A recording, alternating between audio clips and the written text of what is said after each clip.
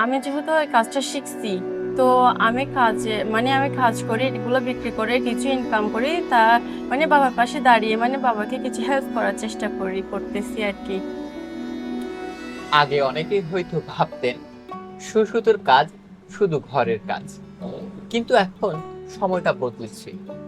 সুসুতোর কাজ এখন শুধু ঘরের কাজ না, এখন এই কাজটি বেঁচে থাকার এবং সম্মানের একটি বিকল্প পথ।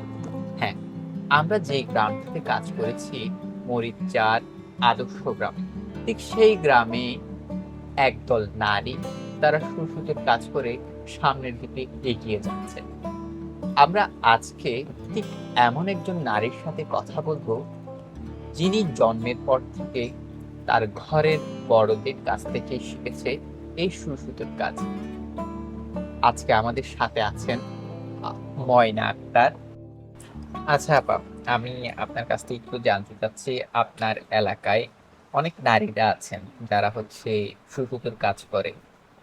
তো আপনার এই এলাকার এত একটা বড় একটা জনগোষ্ঠী যারা হচ্ছে সুসুতোর কাজের পেছনে আসার কারণটা কি? অনেকে বাসায় বেকার বসে আছে বা কোনো কাজ করার মতো, বাইরে যাওয়ার মতো তাদের সুযোগ সুবিধা নাই। তো এরা একটা সিদ্ধান্ত নিছে, আমরা যদি সুই সুতার কাজ করে নকশি কাঁথা করি বা ওয়ালমেট করি, অনেক কিছুই করা যায়। তো এগুলা করে যদি বাসায় বসে কিছু ইনকাম করতে পারি তাহলে আমাদের জন্য ভালো হয় আর কি। আপনি কতদূর পর্যন্ত পড়াশোনা করেছেন, আর এখন কোথায় করছেন বা কি কাজে এর সাথে যুক্ত আছেন? বাসায় ইনকাম করার মতো বাবা ছাড়া আর কেউ নাই। তো একটা ছোট দোকান আছে আব্বুর, ওটা থেকেই সব খরচ হয়। করছি কিন্তু এখন করি না। তো বাসায় বেকার যেহেতু, তো এগুলা নিয়েই কাজ করি আর কি। তো একা যেহেতু তো আমি যদি একটু তার পাশে দাঁড়ানোর চেষ্টা করি, যদিও দাঁড়াতে পারি তাহলে তার একটা সুবিধা হবে, এটা আর কি। আপনাদের এলাকায় আমরা যে একটা প্রজেক্ট করলাম, এই প্রজেক্টের আপনি একজন অংশ হতে পারে, আপনার কেমন লাগলো? আপনি কি কি কাজ করলেন ওখানে? এই প্রজেক্টে একজন অংশ হয়ে তো আমার অনেক ভালো লাগছে। তো আগে মনে করেন বাসায় বসে করতাম, আমার বাইরে গিয়ে বিক্রি করা লাগতো। তো এখন বিকল্প প্রজেক্ট এটা আসার পর মানে এগুলা করে বাসায় রেখে দিই বা কিছু বাইরে এসে এগুলা নিয়ে যায়। সুসুতোর কাজটা কোথা থেকে শিখেছেন, কিভাবে শিখেছেন? আগে জানতাম না। তো আমার মা একটু একটু করতো।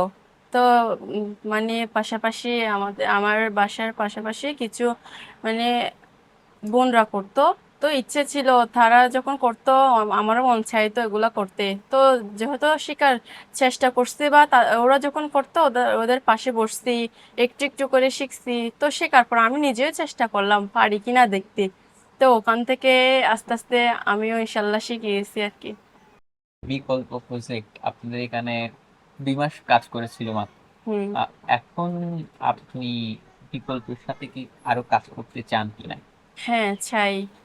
আপনি কি কি কাজ করতে চান? নকশি কাঁথা সেলাই করব, তো ওয়ালমেট করতে পারি, এগুলো করব। তো অনেকেই মানে বড় বড় চাদর করতে চাই, এগুলো করব। যারা আপনাদের পণ্যগুলা কিনে, তাদেরকে কি বলতে চান? তাদেরকে বলতে চাই, যদি আমাদের কাজ ভালো লাগে বা সুন্দর লাগে তো এনারা নিজে থেকে আরো অর্ডার করবেন। এখন আপনি হচ্ছে নিজে নিজে থেকে কিছু বলতে চান কিনা? আগে তো আমরা শুধু বাসার জন্যই কাঁথা সেলাই করতাম বা বাসার কাজ করতাম, তো জানতাম না হাতের কাজের কত দাম। তো এই বিকল্প প্রজেক্টটা আসার পর বুঝতে পারলাম আমাদের হাতের কাজের কত দাম। তো মানে বিকল্প প্রজেক্ট থেকে কিছু বাইরে এসে তো আমাদের সাপোর্ট করলো। তো আমরাও চেষ্টা করলাম আর একটু, যদি এনাদের পাশে গিয়ে যদি আরেকটু এগিয়ে যেতে পারি তাহলে আমাদের হয়তো ভালোই হবে। তো এই কাজগুলো করতে আমাদের ভালোই লাগতেছে।